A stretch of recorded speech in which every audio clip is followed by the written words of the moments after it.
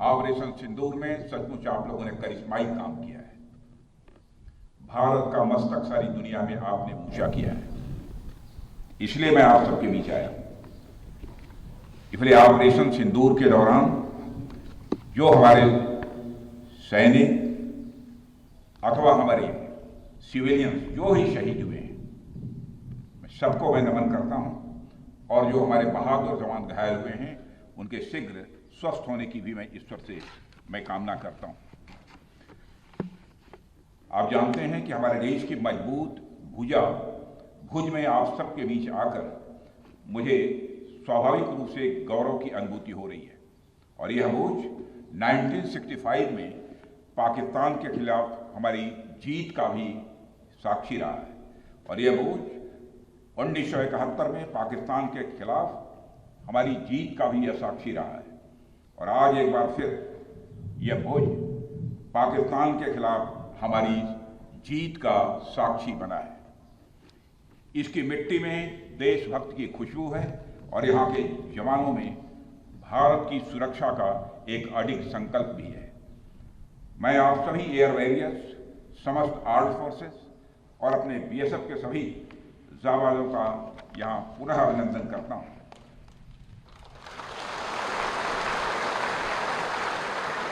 अभी कल ही में श्रीनगर में सेना के अपने वीर जवानों से मिलकर लौटा हूँ, और आज मुझे आपके बीच आने का यहाँ अवसर मिला है। कल मैं भारत के उत्तरी भाग में जवानों से मिला था, और आज मैं भारत के पश्चिमी भाग में अपने एयर वॉरियर्स और अन्य जवानों से भी यहाँ मिल रहा हूँ। दोनों ही फ्रंट्स पर हाई एनर्जी और हाई जोश देखकर सच्चाई है कि मैं स्वयं को अपने को उत्साहित महसूस कर रहा हूँ, और आश्वस्त हूँ कि भारत की सीमाएं आप सभी के मजबूत भुजाओं से पूरी तरह से सुरक्षित है। ऑपरेशन सिंदूर, और मैं बताना चाहता हूँ ऑपरेशन सिंदूर नाम किसने दिया?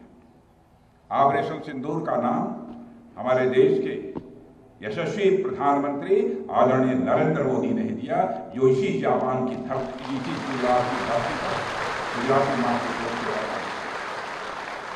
और ऑपरेशन सिंदूर के दौरान जो कुछ भी आपने किया है, समस्त हिंदुस्तानियों को, चाहे वह भारत के रहने वाले हों अथवा दुनिया के दूसरे देशों में रहने वाले हों, सभी गौरवान्वित हुए हैं। भारतीय वायुसेना के लिए सिर्फ 23 मिनट यह काफी थे पाकिस्तान की सरजमी पर पल रहे आतंक के अजगर को कुचलने के लिए, और वह आपने करके दिखाया है।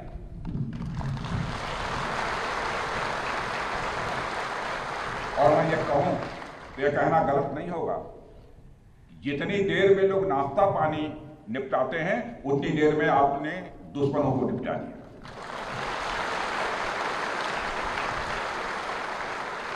आपने दुश्मनों की जमीन पर जाकर आपने मिसाइलें गिराई है। उसकी गूंज केवल भारत की सीमाओं तक ही सीमित नहीं रही है, बल्कि सारी दुनिया ने सुना है मेरे दोस्तों, सारी दुनिया ने सुना। और वास्तव में वह गूंज सिर्फ मिसाइल्स की ही नहीं थी, वह गूंज थी आपके शौर्य की और भारत के सेना के जवानों के पराक्रम की। ऑपरेशन सिंदूर में भारतीय वायुसेना ने जो प्रभावी भूमिका निभाई है, उसकी सराहना इस देश में ही नहीं बल्कि दुनिया के दूसरे देशों में भी हो रही है। आपके इस ऑपरेशन में न केवल दुश्मनों को डोमिनेट किया है आपने, बल्कि उन्हें डेसिमेट करने में भी कामयाबी हासिल की है। आतंकवाद के खिलाफ चलाए गए इस अभियान को नेतृत्व हमारी एयरफोर्स ने ही किया, और हमारी एयरफोर्स एक ऐसी स्काई फोर्स है जिसने अपने शौर्य, पराक्रम और प्रताप से आसमान की नई और बुलंद ऊंचाइयों को भी छू लिया है। मैं chief air marshal AP Singh को भी इसके लिए मैं बधाई देना चाहता हूं, उनके पूरे ऑफिसर्स, उनके पूरे टीम, उनके सारे जवानों को भी मैं बधाई देता हूं। और साथियों, कोई छोटी बात नहीं है कि हमारी एयरफोर्स की पहुंच पाकिस्तान के हर कोने तक है, और ये बात पूरी तरह से साबित हो चुकी है तो हमारी तीनों फोर्सेस की, लेकिन आज एयरबेस पर आए हूं इसलिए मैं इसकी चर्चा कर रहा हूं। और आज स्थिति यह है कि भारत के फाइटर प्लेन बिना सरहद पार किए ही यहीं से उनके हर कोने तक सीधा प्रहार करने में पूरी तरह से सक्षम है। और पूरी दुनिया ने देख लिया है कि कैसे आपने पाकिस्तान की धरती पर मौजूद आतंकवाद के 9 ठिकानों को ध्वस्त कर दिया। बाद में की गई कार्रवाई में उनके अनेक एयरबेस भी तबाह कर दिए गए। ऑपरेशन सिंदूर के दौरान इंडियन एयरफोर्स ने केवल पराक्रम ही नहीं दिखाया है, बल्कि पूरी दुनिया के सामने प्रमाण भी दिया है।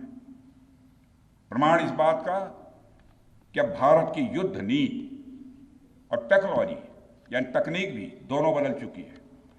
आपने प्रधानमंत्री मोदी जी के नेतृत्व में नए भारत का संदेश पूरी दुनिया तक इस बार पहुंचा दिया है।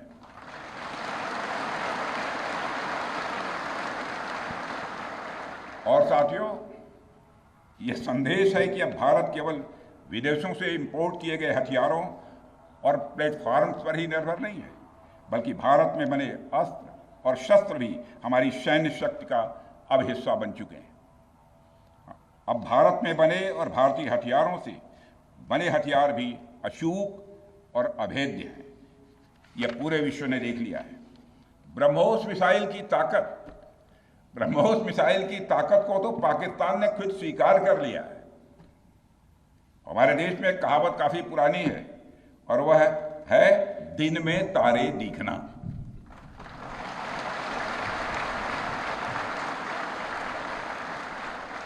मगर भारत में बनी ब्रह्मोस मिसाइल ने पाकिस्तान को रात के अंधेरे में दिन का उजाला दिखा दिया है। रात के अंधेरे में दिन का उजाला दिखा दिया है। भारत के जिस एयर डिफेंस सिस्टम की तारीफ हर तरफ हो रही है, उसमें डीआरडीओ द्वारा बनाए गए आकाश और अन्य राडार सिस्टम की जबरदस्त भूमिका रही है। साथियों, कई स्थानों पर हमारे नागरिक दुश्मन के ड्रोन आते देख भाग नहीं रहे थे, बल्कि हमारे एयर डिफेंस सिस्टम के हाथों उनको मार गिराने की वीडियो बना रहे थे।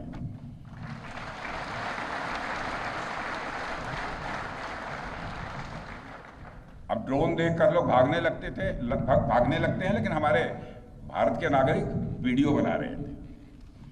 साथियों, आपने पाकिस्तान में मौजूद टेरर इंफ्रास्ट्रक्चर के खिलाफ प्रभावी कार्रवाई की है, मगर पाकिस्तान फिर से इस कोशिश में लग गया है कि ध्वस्त हुए आतंकी ढांचे को फिर से खड़ा किया जाए। वहां की सरकार पाकिस्तानी आम नागरिकों से लिया गया टैक्स जैशे मोहम्मद जैसे आतंकवादी संगठन के आका मसूद अजहर को करीब 14 करोड़ रुपए देने में खर्च करेगी, जबकि वह यूनाइटेड नेशंस डेजिग्नेटेड टेररिस्ट घोषित हो चुका है। इतना ही नहीं, लश्कर-ए-तोयबा और जैश-ए मोहम्मद के मुरुद के और बहावलपुर स्थित टेरर इंफ्रास्ट्रक्चर को फिर से खड़ा करने के लिए पाकिस्तान सरकार ने आर्थिक सहायता देने की घोषणा की है, लेकिन निश्चित रूप से इंटरनेशनल मॉनेटरी फंड से आने वाले $1 बिलियन के बड़े हिस्से को टेरर इंफ्रास्ट्रक्चर को फंड करने में इस्तेमाल होगा, ऐसा मेरा मानना है। क्या यह इंटरनेशनल मॉनेटरी फंड IMF द्वारा, जो कि एक इंटरनेशनल ऑर्गेनाइजेशन है, उसके द्वारा इनडायरेक्ट फंडिंग इसे नहीं माना जाएगा? मैं दुनिया के लोगों के सामने यह सवाल रखना चाहता हूं। इसलिए मैं मानता हूं कि आज के समय में पाकिस्तान को किसी भी तरह की आर्थिक सहायता टेरर फंडिंग से कम नहीं है। भारत यही चाहेगा कि IMF पाकिस्तान को अपनी $1 बिलियन की असिस्टेंस पर वह पुनर्विचार करे और आगे भी किसी भी तरह की सहायता देने से IMF परहेज करे। भारत नहीं चाहता जो फंडिंग हम IMF को करते हैं वह डायरेक्ट या इनडायरेक्ट किसी भी तरीके से पाकिस्तान या किसी भी देश में टेरर इंफ्रास्ट्रक्चर को बनाने में वह इस्तेमाल की जाए। हम नहीं चाहते। साथियों, अब यह स्पष्ट हो गया है कि पाकिस्तान में आतंकवाद और वहां की सरकार का चोली दामन का संबंध है। स्टेट और नॉन स्टेट एक्टर के बीच का नकाब अब पूरी तरह से उतर चुका है। अतः इस परिस्थिति में यदि वहां परमाणु अस्त्र, एटॉमिक वेपन रहते हैं तो इस बात की संभावनाओं को भविष्य में नकारा नहीं जा सकता कि कभी वो आतंकवादी तत्वों के हाथों में चले जाएं। ये सिर्फ भारत के लिए नहीं बल्कि पूरी दुनिया के लिए और पाकिस्तान की आम जनता के लिए भी एक गंभीर खतरे की बात होगी। सारे विश्व और खासकर पाकिस्तान की आवाम को यह समझना होगा कि वो कितने बड़े खतरे के मुकाम पर बैठे हैं। वो एक ऐसे बारूद की ढेर पर बैठे हैं जिसके चारों तरफ माचिसों आपस में लड़ते हुए लोग हैं। इस हालात के लिए पाकिस्तान की फौज को संदेश देना चाहूंगा, कागज का है लिबास, कागज का है लिबास, चिरागों का शहर है, चलना संभल संभल के क्योंकि तुम नशे में हो।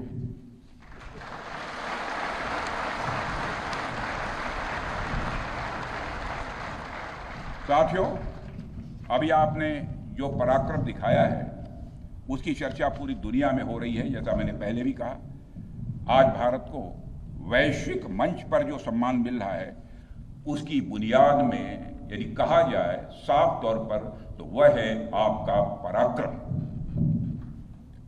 और यही कारण है कि भारत का बच्चा बच्चा आपको अपना आइडल मानता है, बच्चा बच्चा आपको अपना आदर्श मानता है।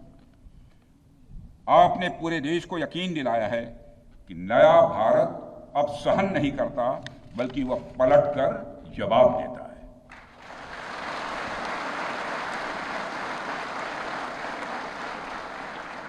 मैं चाहे जितना कुछ भी बोलूं, लेकिन मेरे शब्द आपके कार्य को मापने में असमर्थ होंगे।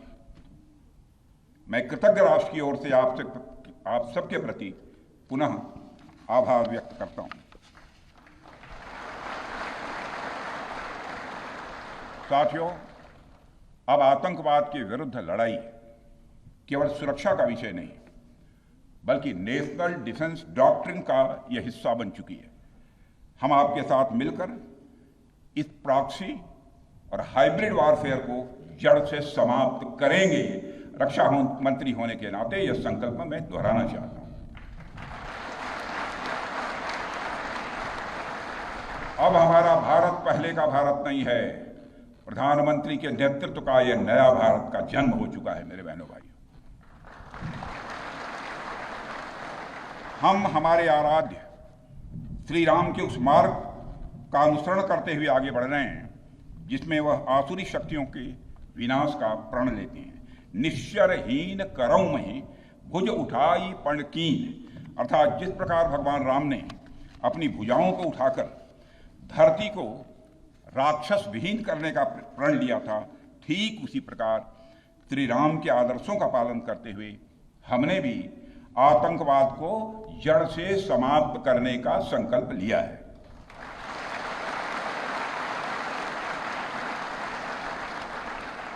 साथियों, प्रधानमंत्री मोदी जी के नेतृत्व में हमारी सरकार आने के बाद सैन्य मामलों को लेकर भारत की सोच और सामर्थ्य दोनों में अभूतपूर्व बदलाव आया है।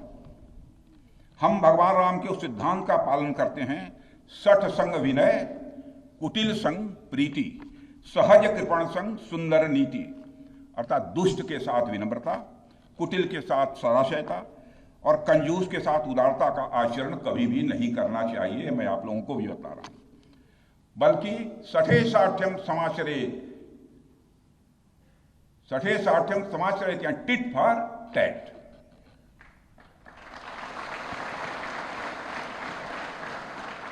साथियों, ऑपरेशन सिंदूर ने यह स्पष्ट संदेश दे दिया है कि हमने शांति के लिए जितना अपना दिल खोल कर रखा है, शांति को नष्ट करने वालों के विरुद्ध उतना ही अपना हाथ भी खोल कर रखा है।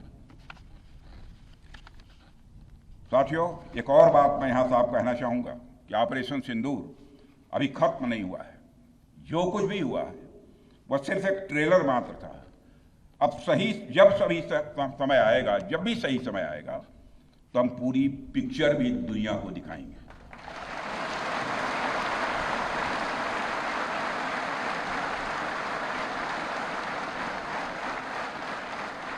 साथियों, आप सब तो जानते ही होंगे कि भारत में जब भी कोई उपद्रवी तत्व होता है जिसको लेकर यह आशंका रहती है कि यह भविष्य में कुछ उपद्रव कर सकता है, तो उसको मजिस्ट्रेट एवं पुलिस द्वारा गुड बिहेवियर के प्रोबेशन पर रखा जाता है।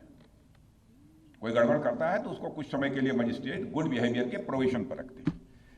अगर वह व्यक्ति प्रोबेशन के दौरान कोई भी शरारत करता है तो उसे उचित दंड भी दिया जाता है। ठीक उसी तरह वर्तमान सीज फायर में हमने पाकिस्तान को बिहेवियर के आधार पर अभी प्रोबेशन पर रखा हुआ है। यदि उसका बिहेवियर सुधरता है तब तो ठीक, और यदि बिहेवियर में फिर से गड़बड़ी आती है तो उसको कड़े से कड़ा दंड दिया जाएगा।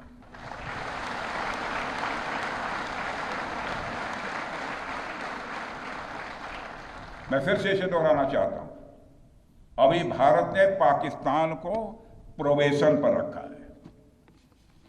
वैसे भी माननीय प्रधानमंत्री ने हाल ही में एक बात बहुत साफ कही है कि आतंक प्रहार अब न्यू नॉर्मल है, यह न्यू इंडिया का न्यू नॉर्मल है। अब हमने साफ कर दिया है कि हमारी संप्रभुता को यदि कोई नुकसान पहुंचाएगा तो अब प्रहार भी झेलेगा। आतंकवाद का हम लाउडर और स्ट्रांगर जवाब देने के लिए तैयार हैं। साथियों, मैं जब देश के अलग अलग हिस्सों में जाता हूं तो एक बात हर जगह सुनने को मिलती है कि हमें हमारी सेनाओं पर गर्व है, और क्यों न हो।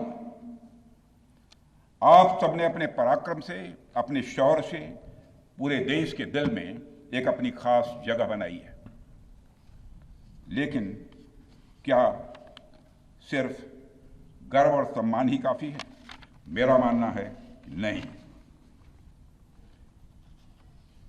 साथियों, कुछ साल पहले हम दुनिया से हथियार खरीदते थे, आज हम खुद बना रहे हैं बहुत सारे हथियार। कुछ लेते भी हैं, artillery systems, radar systems, missile shields, drones और काउंटर ड्रोन्स जैसे साजो सामान आज हम भारत में ही मैन्युफैक्चर कर रहे हैं। हम इंपोर्टर से एक्सपोर्टर बन रहे हैं, और यह केवल शुरुआत भी है, केवल शुरुआत भर है। मैं आप सबको एक बार फिर ऑपरेशन सिंदूर की सफलता पर तहे दिल बधाई देता हूं, और मैं बस इतना कहूंगा कि आपके पराक्रम ने यह दिखा दिया है कि यह वो सिंदूर है, यह वो सिंदूर है जो श्रृंगार का नहीं बल्कि शौर्य का प्रतीक है। यह वह सिंदूर है जो सौंदर्य का नहीं बल्कि संकल्प का प्रतीक है। यह सिंदूर खतरे की वह लाल लकीर है, यह सिंदूर खतरे की वह लाल लकीर है जो भारत ने अब आतंकवाद के माथे पर खींच दी है।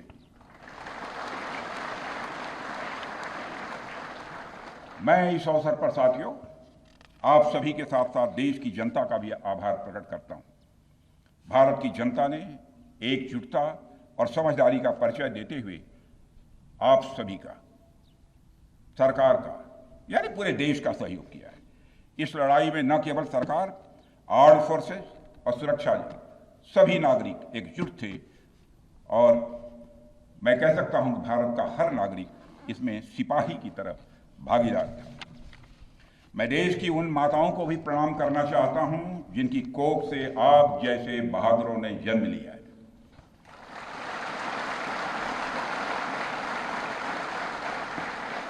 मैं उन परिवारों को भी नमन करता हूं जिन्होंने आपको पाला पोसा और बिना किसी हिचक के राष्ट्र की सेवा के लिए आपको समर्पित कर दिया। और मैं आपको आश्वासन देता हूं, सरकार और देश की जनता हर कदम पर, हर स्थिति में आपके कंधे से कंधा मिलाकर आपके साथ खड़ी है। और मुझे पूरा विश्वास है कि आपके सहयोग से हम इस पूरे रीजन में आतंकवाद का समूल नाश करेंगे, ताकि कल को कोई भारत की संप्रभुता के खिलाफ आंख उठाने की हिमाकत न कर सके।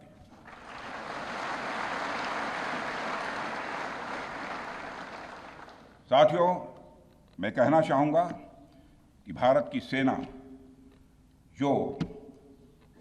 ने जो अदम्य शौर्य दिखाया है और सरकार ने जो अद्भुत कूटनीतिक परिदृश्य बनाया है, मैं फिर से दोहराना चाहूंगा, भारत की सेना ने जो अदम्य शौर्य दिखाया है और सरकार ने जो अद्भुत कूटनीतिक परिदृश्य बनाया है, उसके आधार पर मेरे बहादुर जवानों, आप आश्वस्त रहिए कि भारत के भविष्य का सूर्य प्रखरता के साथ उदित होने वाला है और यह सब रात के टिमटिमाते हुए नक्षत्रों की तरह बुझने वाले हैं। इसलिए आज मैं कहने आया हूं, सेनानी करो प्रयाण अभय, सेनानी करो प्रयाण अभय, भावी इतिहास तुम्हारा है, सब नखत अमा के बुझते हैं, सारा आकाश तुम्हारा है। इन्हीं शब्दों के साथ पुनः आप सबके प्रति आभार व्यक्त करते हुए और साथ ही आपके सभी परिवार के सदस्यों के प्रति कृतज्ञता ज्ञापित करते हुए, उनके प्रति हृदय से सम्मान की अभिव्यक्ति करते हुए अपना निवेदन समाप्त करता हूं।